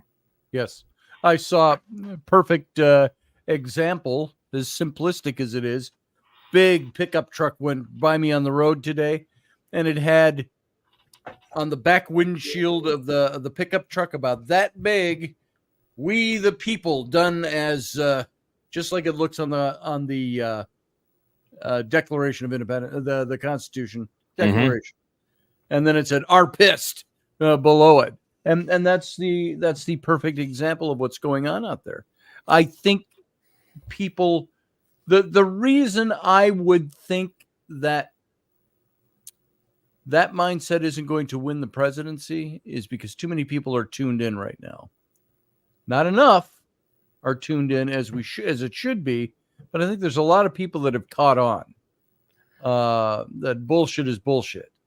Well, and that's my main point, is that you don't have to be awake, aware, spiritually tuned in, energetically dialed in. You don't have to be any of that to have your frequencies aflutter of foolishness and fuckery, because there's so much of it and it's so blatant that you're looking at it going, okay, what was that weird cousin? What was his name? Talk to it, crazy shit. Let's call him over and see what's going on. Right. So so to me, there's a lot of reframing that needs to happen. Reframing of the way that we think about and look at these things. So one of them is, I think, really important, this brainwashing. Brainwashing is all over because it's been used and abused to what's actually going on. And that's brain staining. Huh. So people are brain stained. They need a good brainwashing. Yes. So that's a reframe of the way that they are, this whole narrative is being talked about and framed and packaged and, all that stuff. I like to say I brainwash people to think for themselves. That's the cult I'm in. Well, so there's a lot of things that I think a reframe will help facilitate and hopefully accelerate an awareness of common sense, leading to how to think, replacing what to think, because the what to think is what's going on out there. You're being told what the word means, how it's used, what the new class of victimized and victimhood by oppressors is. I mean, it's just a constant melee of just complete manure. It's bullshit. Yes. So when you're inundated with that, you've got to be able to sort it out, the old wheat from the chaff, right? Mm-hmm. You got to be able to slice and dice and select, and you have to keep it. So you're getting a tsunami, a fire hose of this shit, right? And it's all coming at you. You have got to be selective and learn how to be selective through your discernment, your discretion, and your discrimination of the information that you have access to. Once you do all that, you start thinking, well, wait a minute, I just need to, what you get, your radar gets much more fine-tuned. The framework and the filter get fine-tuned, and you start seeing, you see the bullshit as the red dots, and you parry off of that stuff. You start hunting and keeping an eye on the things that have a good vibrational track record. Therefore they have credibility, and whatever it is comes out of their information. And there's so much more of it now than there ever has been. It's a great time to be alive to see it actually unfold. Okay? Yes. And bless you, Lord Emperor Fieldy. I'm sorry, I was coughing. I didn't mean to break up y'all's thing. Dude, I was in the middle of dropping some gold. If you just kind of keep your cough and your sneeze to yourself for another minute, that would be awesome. Thank you. I was reading the chat, and I saw where Elderberry said something about you spoke so fast he couldn't dispute something, or I don't know, some I didn't see it, but it says right here, it says that chaps my ass. When Bauer speaks, it's irrefutable truth, and by the time he's finished speaking, he already covers anything that I may interject. There it is. He's pretty much telling you, speak slow. But we like Professor Bauer and his 3-hour monologue. Well, I'm trying to practice shorter versions of it, and it will actually achieve shorter if I'm not interrupted while I'm trying to be short. Maybe bullshit. I literally just jumped off a 2.5 hour live stream. I wasn't even gonna live stream tonight, but I had like 10 people. I had like 20 something people in my chat, and I said, well, I gotta keep this going for a while. And then I realized, I said, y'all are making me miss Scotty Roberts' channel, so y'all better donate out the butt. Y'all better pay me. So, because I had it on Twitch too, and I'm like, send donations to. There you go. By the way, Matthew Sainsbury makes a good point. I talked about this a week ago today. I went through Netanyahu's address to Congress. Now, I'm sure there's a lot pro and con we can go through on that. Overall, I was very moved by his address. But Matthew says some are accusing Netanyahu as a war criminal. I listened to his speech in Congress. He spoke about policies Israel did to help Palestinian refugees that the media isn't telling you. Yeah, that's the thing. And this is what I think Professor Bauer brings to the table, too, is there is so much that we aren't told that would clarify things. This is the art of politicians, not the art of war. It's the art of being a politician. It's how do I say something so I don't lose my supporters by telling the truth? And so there you go. Well, then I was going to try to finish off with this reframing perspective. Yes. There's a lot of things that are being reframed naturally because they are being revealed. Yes. And people are going, oh, wait a minute, the framing that I had that's around not the way that happened. Yeah, and this, it's the passage of time is significant as time passes significantly. Oh okay. I can't even remember. It's because it's so dopey. I can't even remember what's the big quote she has. It's our past that is. Well, it's being unburdened by the past, so that we are not burdened by it in the future. We've got about 10 minutes of parodies on that on the last show. We all have way too much fun with it. But my point is that here's another reframe. It's not brain washing; it's brain staining that needs brain washing, right? The whole concept of the idea of the country is under massive conversation. What does the Constitution mean? Would the Supreme Court need some work? The judicial is on this. These political parties are doing shenanigans. There's all of this infrastructure, and the architecture of the infrastructure is broke.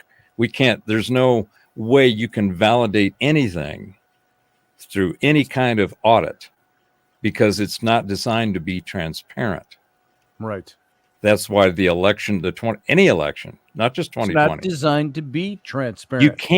You can't validate any of it. No, you Okay? can't. So right there is a red flag that says, and you want me to trust it? Mhm. So it should be on, doesn't matter what your ideology is. That should just be, hey, the system that we use to get to what we want is broke. None of us can trust it. So that's one thing. So the other thing that's going on as a result of this re-examination is who is America, what's democracy, what's a constitutional republic, all the stuff that's under discussion and debate. Mm-hmm. The end of the day, the Constitution says, we the people. That's what it starts with. Yes. Right? Right. So it's we the people, and tying it to what I was saying earlier, that I think we're in the rise of the pissed off peeps. And this is global. This isn't just domestic. Oh, yeah. It's going on around the world because never before has so many been so connected so easily and instantly. So the instant network, kind of like a consciousness kind of brain thing, is kind of morphing. It's not a brain, but it's that kind of electronic communication that's going on all of a sudden. Last 10 years is when it's really cranked up. Yep. The concept of we the people, you know, what was it? I think it was Reagan.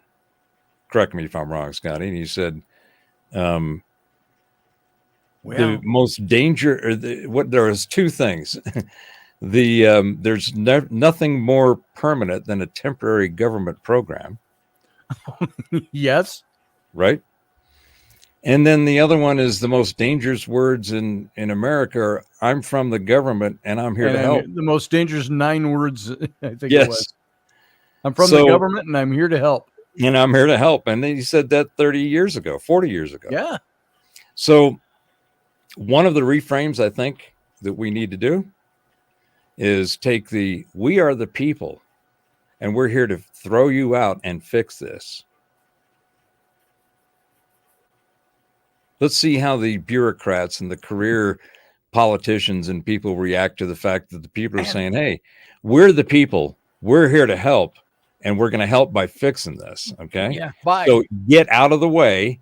We are the people, the first part of the Constitution. So I think what they're trying to pull over on us right now is all the things that I started mentioning. Biden coming out with this whole big new thing now about and that's why I said, anybody seen Joe Biden? Well, no, we heard a statement that he released on, was it X or was it somewhere like that, about how they want to restructure the Supreme Court of the United States. It's like, wait a minute. Isn't the Supreme Court of the United States a branch of government that is constitutionally prescribed? And isn't the term limits that he's now, here's a guy, look at the irony of this, a guy who's been in government for 50 years is talking about 18-year term limits for Supreme Court because he didn't get what he liked. That's really what's at the core. But he's wanting term limits, but Constitution doesn't. You'd have to amend the Constitution to change, to do what he wants to do. But he's delivering this with ease, or his handlers are, through him. Maybe it's AI. Well, then again, you never saw him actually say it, did you? I think it was all in writing on Twitter or something. But here's the thing. They're throwing this stuff out there to sidetrack people because it'll never happen.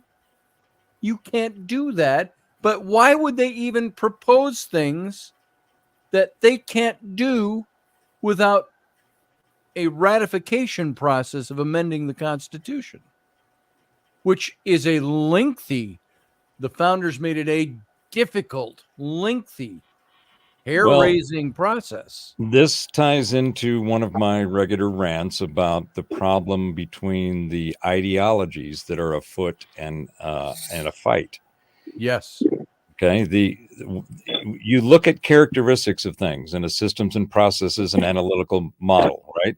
You look at what the data is and what the patterns are and what it's doing, and you try to figure out how it's working and then maybe which way it seems to be going. Right. When you look at the ideology of the left, what they now have termed as the neo-progressive, neoliberal, God knows what the LGBTQ AAA thing is, it can't keep up, don't want to keep up because it seems to be nothing but a bunch of distraction to cause confusion. Right. Well, one of the common characteristics they have is that they're goal-oriented. You notice how everything they want is more of this, less of that. This has to happen now, whether it's climate change or biology and medicine and trans and identity. It doesn't matter. They are all highly energized for something that they want, that they say must be the way it is, should be now. You cannot wait. You must go immediately to the bank, pick up that $200. There's no system involved. There's no process involved. There's no thinking about how can you actually achieve your goal. It's just emotion and go and crash and burn. Right. So you're seeing that with the folks on the left that are going, hey, we are pissed about this. We're going to make this noise about that.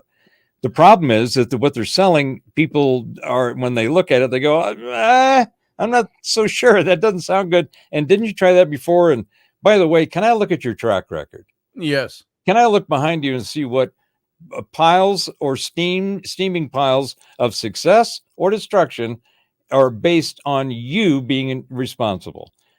Everything I see looks like shit. Now, you can correct me and say, well, that's really not shit over there. It's something else. But the majority of what you've done and the way that you've tried to conduct and initiate the shit you want is left nothing but shit behind you.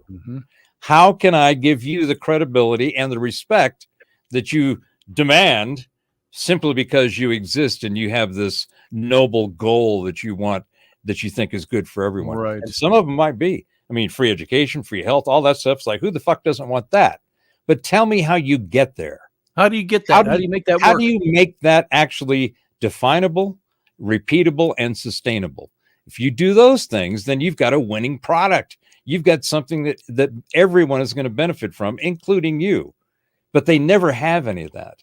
It's a vacuous pile of nothing when it comes to thinking ahead. I just want to mention, Matthew, we're not talking about this topic, but you said something here.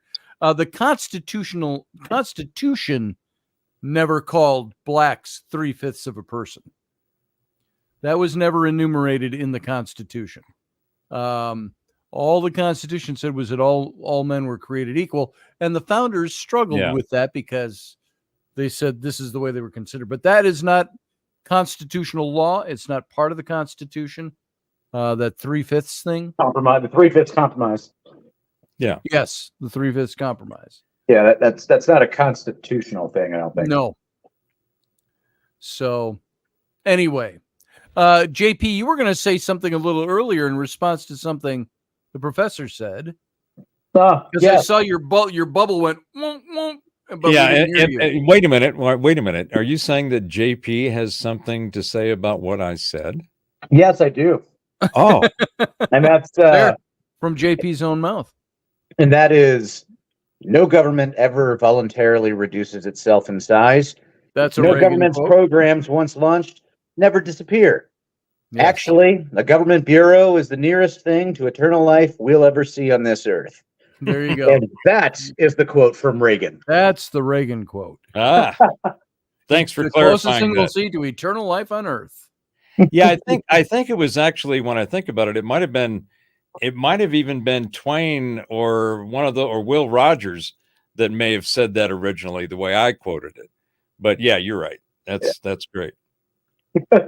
It's funny because that comes straight from the 1964 Barry Goldwater speech, which I am a huge supporter of everyone listening to that. Oh yeah.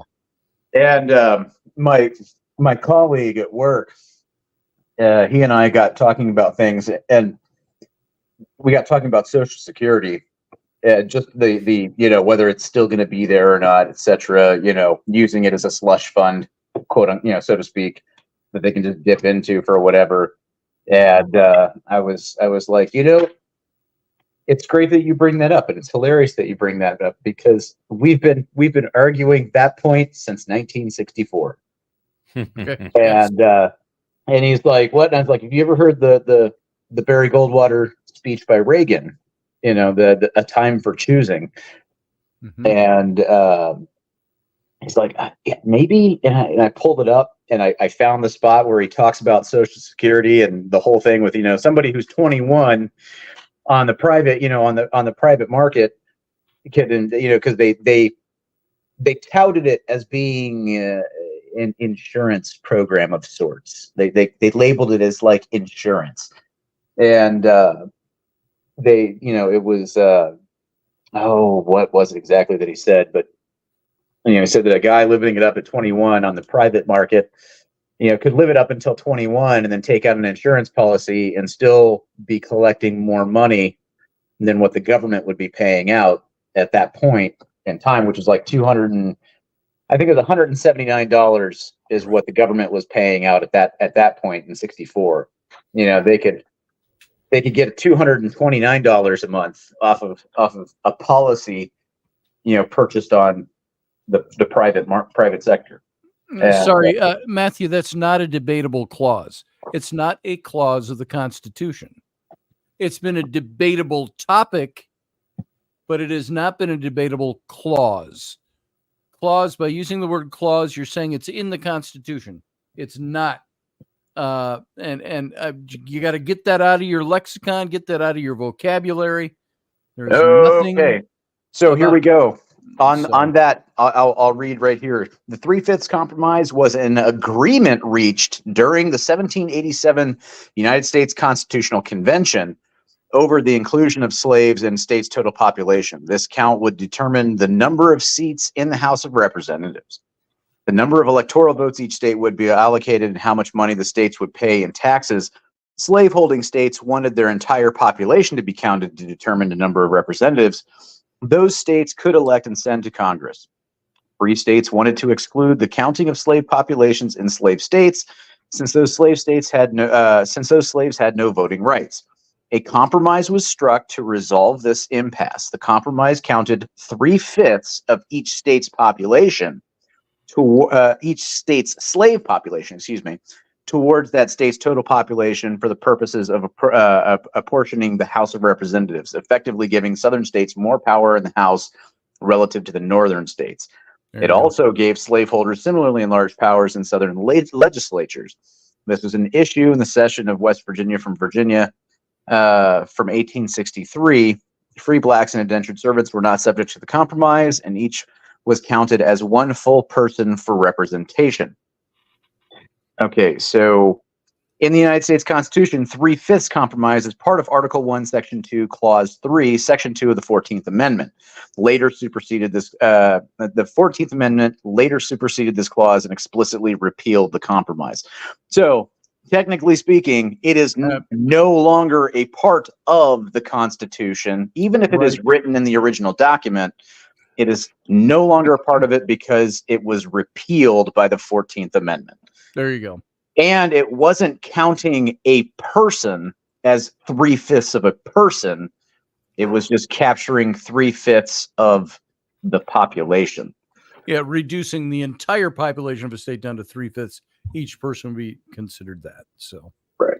Hey, I hate to say it, but it's 11:07. I have to wrap this because I got to get ready for my presentation tomorrow. Scotty, could you do me a favor? PowerPoint yet tonight? What's that? Could you do me a favor? Depends on what it is. Well, it's something you certainly have control over, but whether you want to or not, next show, try to cut off earlier so that we can get in and have more air time. Okay. I mean, myself chastised. So Professor needs 4 hours of so long. So we have. Yeah. Can you dial it back a little? That'd be great. Well, at least he wasn't sniffing the Ethereum and Materium off the table this time. That's right. That's right. Oh, I got a big line lined up as soon as I sign off. He's going to start his own stream and go, folks, this is a continuation of Scotty's Here stream. we go. 4 more hours. Let's go. That's We're right. going to get the buddies together. And I hate to cut it off, but I do have, I'm already exhausted, but I've got to get stuff ready for tomorrow. Is that a library thing tomorrow? Yeah, the library thing. And You it should- doesn't you should sound live big stream and it. super and important because it's a small town library. We've got a nice library here. What's the project? It's just doing it's the big thing. Have you not been paying attention for the last 3 weeks? No. Sorry. That's Tam just a O'Hare slam. thing, right? Yeah. It's doing Tam O'Hare, the Okay. sword and the clay. So, Yeah. The presentation of Yep. my books I paid and my attention. art and stuff like that. Now I remember. Thank you. And I just have to something I was going to do a week ago, and now I said I know I'm going to come to the night before and still haven't done it yet. And that's getting all my art together and Oh yeah. bringing it out. So I'm going to show all the original art off and stuff Cool. like that. And I got to pull it from different boxes and which I Yeah. still haven't done. Uh-oh. So Get it done. get it done. So I got to go do that tonight. So, guys, thank you for being here.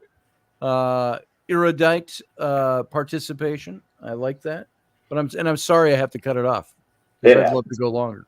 Got Well, to some point. You're not as sorry as we are. There it is. All right. So I'm going to say goodnight to everybody, the audience. First of all, guys, thank you. Jason, thanks for being here, brother. Absolutely. Always We'll pleasure. see you next time. Coming On the earlier flip, next JP. time. Catch you later. And Fieldy, thanks for being here, brother. Thank you for Good having to me. have you here. And of course, Professor Bauer, thank you for everything and your My pleasure. participation. We'll try to do this on Friday and get a little more going ahead of time. Well, Maybe make you it a know, little later night and dig in a little deeper. just know that there's those of us out here who want to share with you. And I want to be shared with.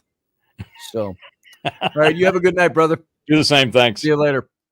Everybody else, thank you for being here tonight. Hi, night, Ellie, says Susie Q. Hi. All right, we got to get out of here because I got stuff I got to do. So all of you, thanks for being here. Thanks for being part of the show. We will see you on Friday night. So have a good day. Talk to you later. Live long and prosper.